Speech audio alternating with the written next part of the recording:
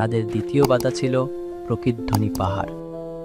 এখানে শক্তি নয়, প্রয়োজন ছিল নীরবতার।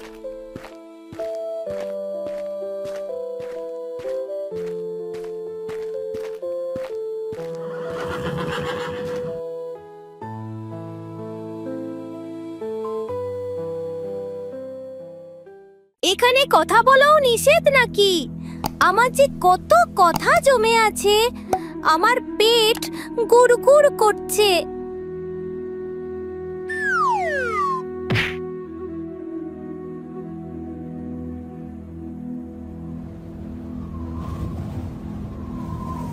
চুপ শিরা,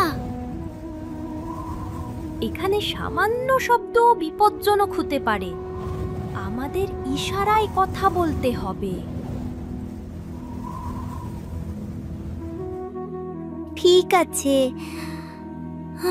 কিন্তু খিদে পেলে আমি কি করে বলবো? আমি বুঝে নেব।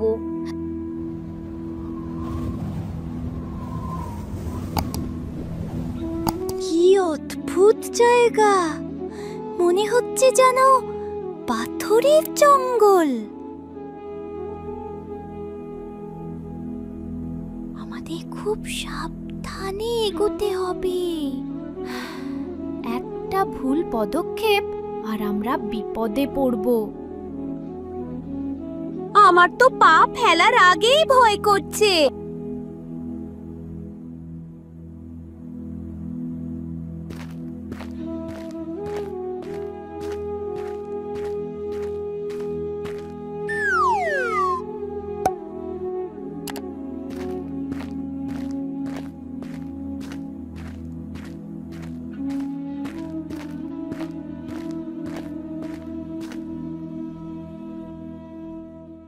কোন দিকে যাব? আমি কি করে জানবো? দুটো পথই তো একই রকম দেখতে।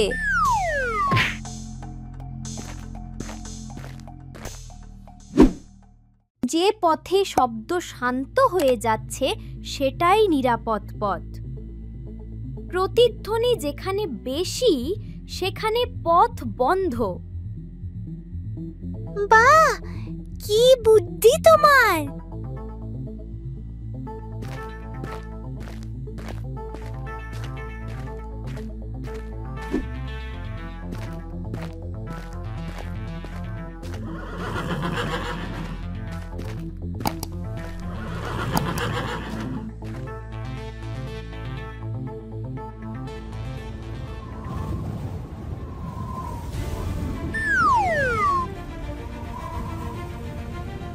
পালাও!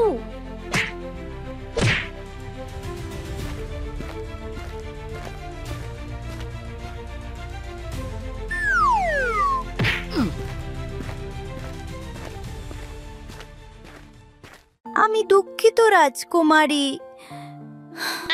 আমি ইচ্ছে করে করিনি। তুমি ঠিক আছো তো? হ্যাঁ, তোমার জন্য আমি বেঁচে গেলাম।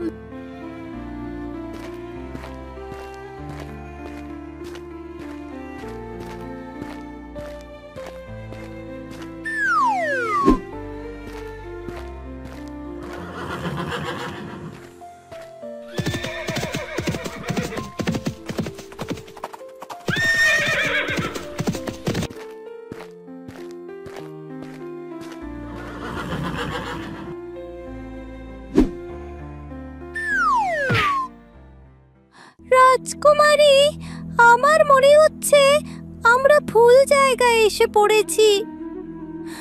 এটা নিশ্চয়ই কোনো মিষ্টির দোকান নয়। এটাই তমসুরের ছায়া গুহা। আমি ওর অশুভ শক্তি অনুভব করতে পারছি। দেখো, দরজার দুপাশে দুটো মূর্তি, ওগুলো কি আমাদের দিকে তাকিয়ে আছে?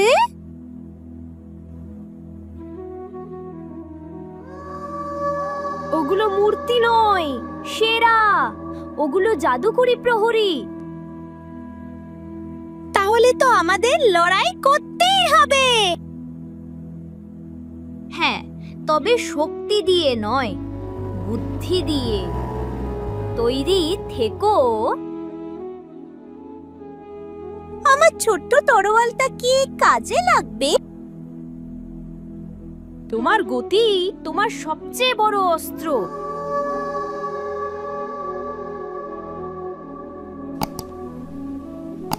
থাম, এখানে প্রবেশ নিষেধ। প্রভুর আদেশে তোদের এখানেই পাথর হয়ে যেতে হবে।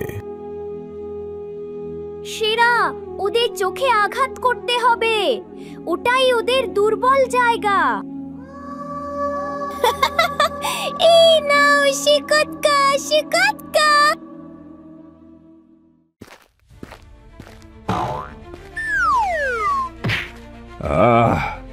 কি হচ্ছে এসব? আমি কিছু দেখতে পাচ্ছি না। আমার চোখে কে ধুলো দিল? এবার সামলাও নিজেদের। আমরা পেরেছি, চলো ভেতরে যাই।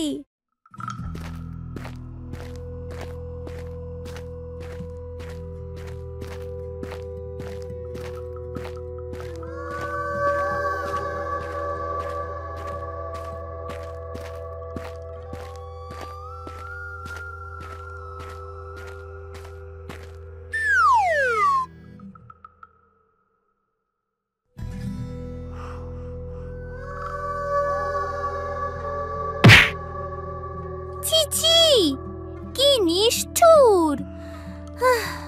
ও নিরীহ প্রাণীদের কষ্ট দিয়ে জাদু সংগ্রহ করে।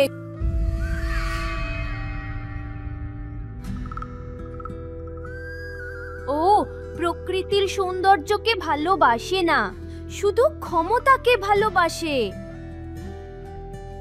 শেষ পর্যন্ত চলেই এলে রাজকুমারী। ভেবেছিলে আমার ডেরায় এসে আমাকে হারাতে পারবে? জাদু শুধু শক্তির জন্য নয় তমসুর, জাদু ভালোবাসার প্রতীক। তুমি চন্দ্রকমলকে কষ্ট দিচ্ছ। ভালোবাসা দুর্বলদের জন্য। আমি এই ফুল দিয়ে মহাবিশ্বের অধিপতি হব। তোমার লোভই তোমাকে ধ্বংস করবে। হ্যাঁ, ফুলটাকে এখনই ফেরত দাও, নইলে আমার ছোট্ট তরোয়ালে খোঁচা খাবে। বোকা মেয়ে আর তার বোকা সঙ্গী, তোমাদের সাহস তো কম নয়।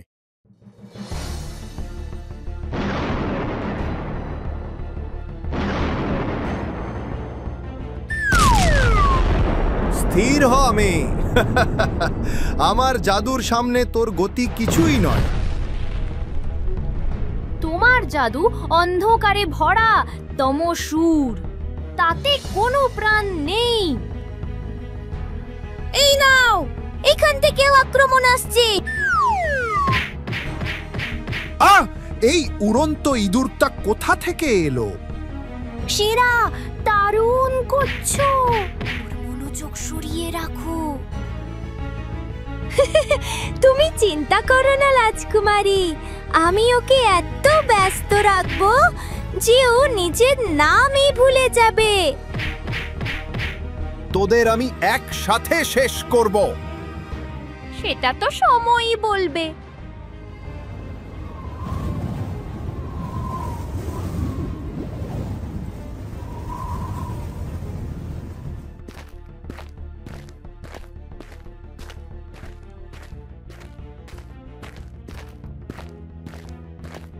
কি হলো রাজকুমারী, ভয় পেয়ে পালাচ্ছ?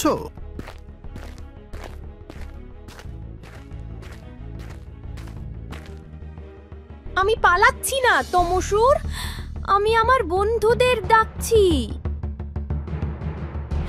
বন্ধুরা, তোমাদের আলোই এখন আমাদের একমাত্র ভরসা। দয়া করে আমাদের সাহায্য করো।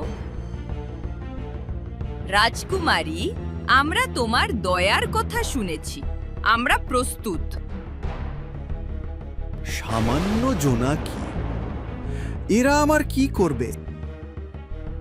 এবার বুঝবে মজা।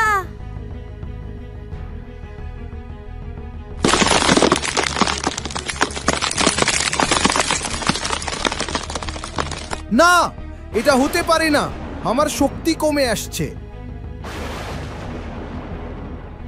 এটাই প্রকৃতির শক্তি তমসুর, যা ভালোবাসার আলো দিয়ে তৈরি। সামান্য পোকামাকড়ের কাছে আমি হেরে গেলাম। তুমি একা ছিলে তমসুর, কিন্তু আমি একা নই। পুরো প্রকৃতি আমার সাথে আছে, আর আমরাও আছি।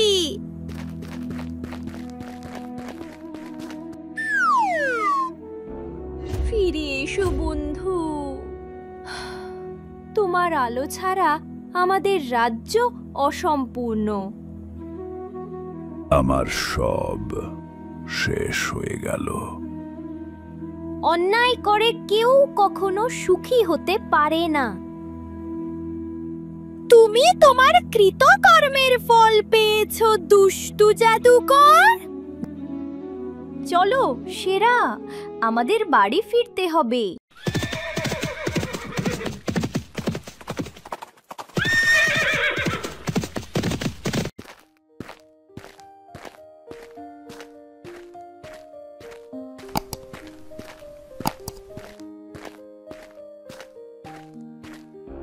হ্যাঁ মা, আমরা চন্দ্রকমলকে ফিরিয়ে এনেছি।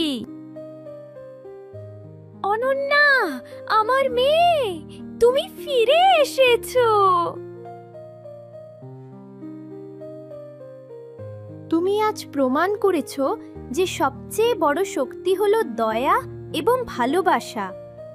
তুমি চন্দ্রপুরের সত্যিকারের সৌহুজ।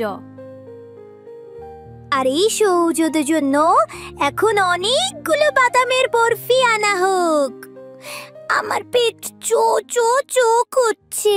আর এভাবেই রাজকুমারী অনন্যা শিখিয়ে দিল যে পৃথিবীর সবচেয়ে বড় জাদু কোনো মন্ত্র বা দণ্ডে নয়, লুকিয়ে আছে প্রকৃতির প্রতি ভালোবাসা এবং সব জীবের প্রতি দয়ার মধ্যে। যখন আমরা একা লড়ি তখন আমরা দুর্বল, কিন্তু যখন প্রকৃতি আমাদের বন্ধু হয় তখন কোনো অন্ধকারই আমাদের হারাতে পারে না।